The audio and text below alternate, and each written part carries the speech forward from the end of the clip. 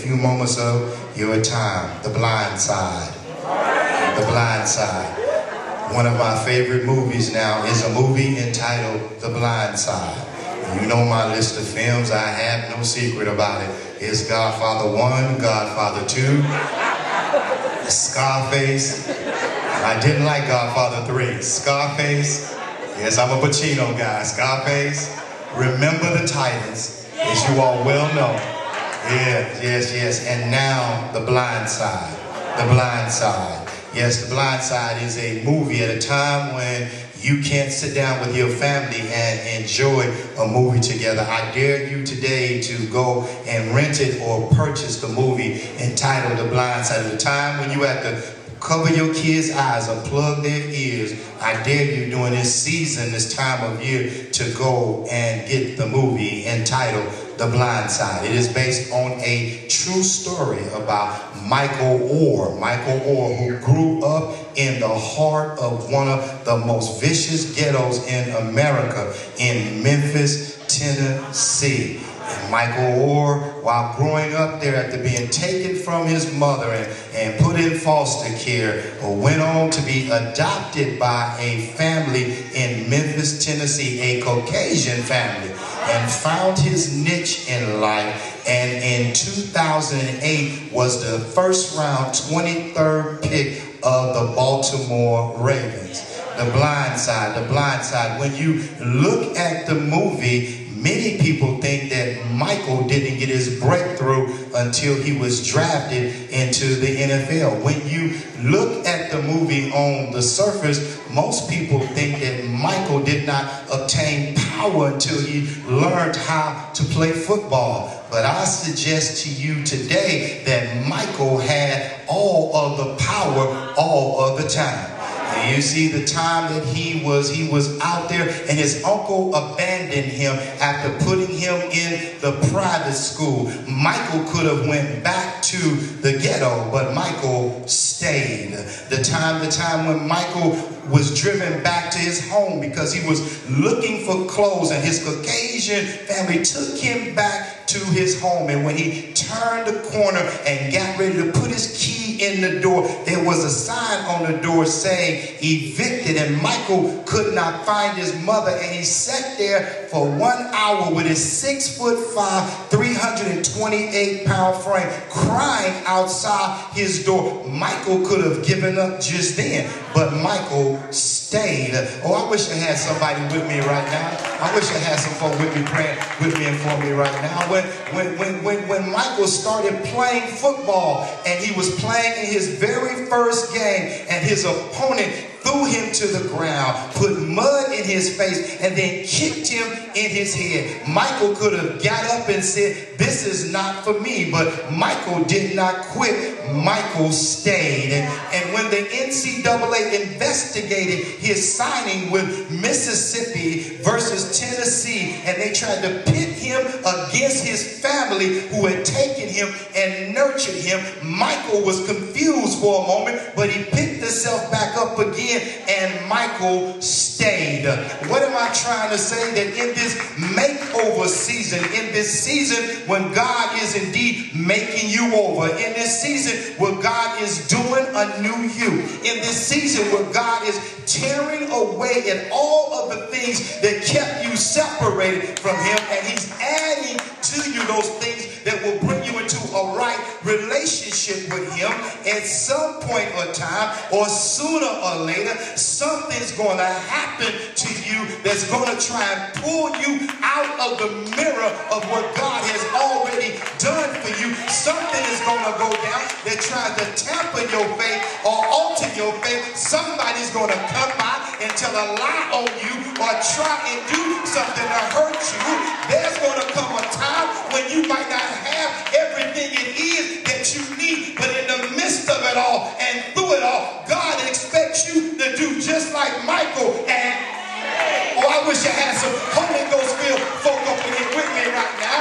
Whenever you are going through something in the name of the Lord, I don't care how bad it is, or I don't care how tough it is, I dare you to just stay and keep on trusting in Jesus. I dare you to put your faith in him. I dare you to put your confidence in him. I dare you to put your all in him. And when you stay and wait upon the Lord, he shall bless you and he will renew your strength. Is there anybody here this morning that knows that the Lord is in the business of blessing folk, that hang on in there and do not quit and do not surrender? Is there somebody here today? You had a dream that the world tried to take away from you, but because you stayed on your knees and you did not give up, because you did not care about what the world said, and you put all of your faith in the Lord, didn't he bless you because you... Oh, come on and give God the praise.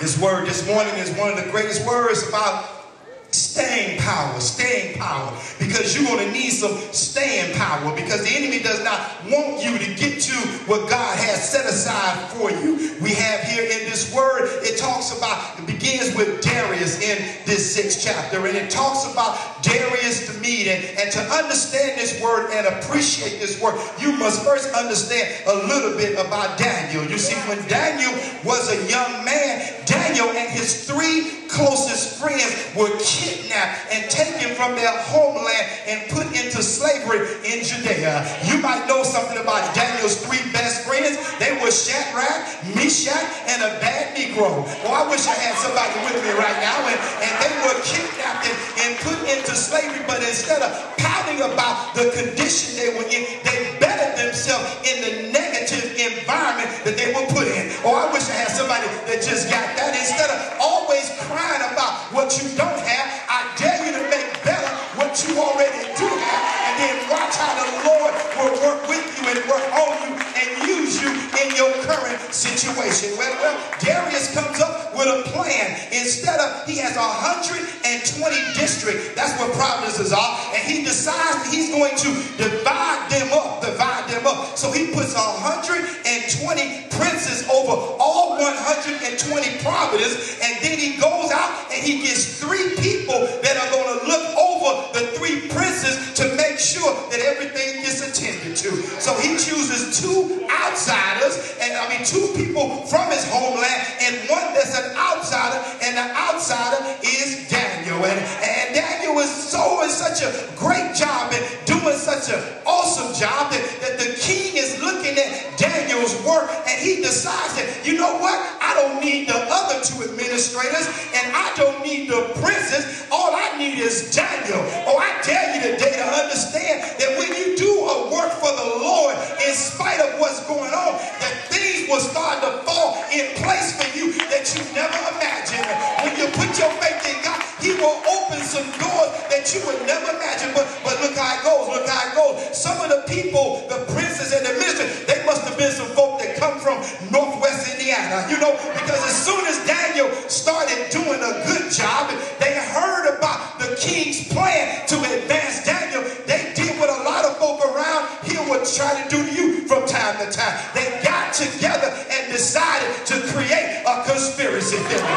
They got together and they said, you know what, if we get together, we can look into this man and look at this man's life and look at how this man has done business and look at everything that this man has done. And if we look hard enough, surely we'll find something.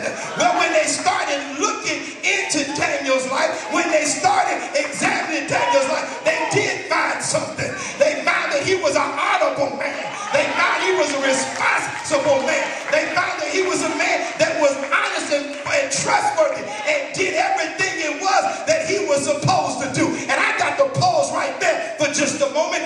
Sometime in life, when we do what it is that we're supposed to do, so many people get discouraged because of all of the haters that are around us. There's a time in life that some folk, you get so discouraged by the haters. You ever get around somebody and all they start doing is talking to you about all the folks that's hating on them? I got so many haters. I got haters here. I got haters there. Well, let me tell you, having haters is a good thing, because that's a sign that you are a child of God. Because the enemy does not hate on somebody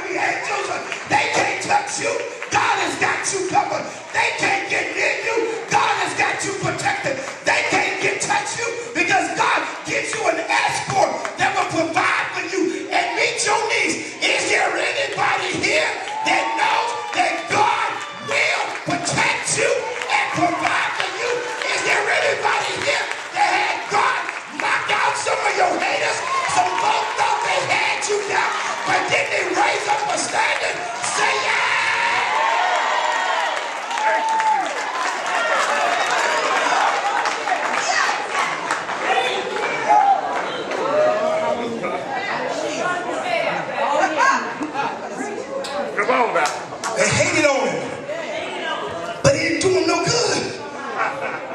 Y'all just missed that. It's not going to do your haters no good.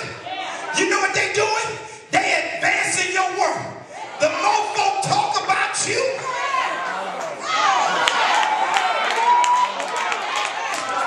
the more folk lie on you, the more folk accuse you, the more God is going to do for you.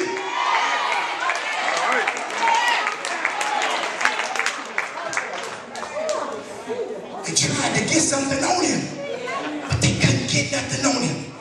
They tried to look at the way he conducted himself every day, but it was nothing on him. They tried to find anything that they could, but it was nothing there. But check this out. So they decided that the only chance they had to bring Daniel down, the only chance they had to take him down was through his relationship with the Lord. Somebody's got to be confused right now. I know somebody said, well, I thought if you was with the Lord, everything was all right. I thought when you was with the Lord, he's a provider and a protector. I thought with the Lord, he's a provision, he's a way maker. Yes, he is. But look at this. Because they couldn't do anything to his faith, they decided to try and do something about his faith.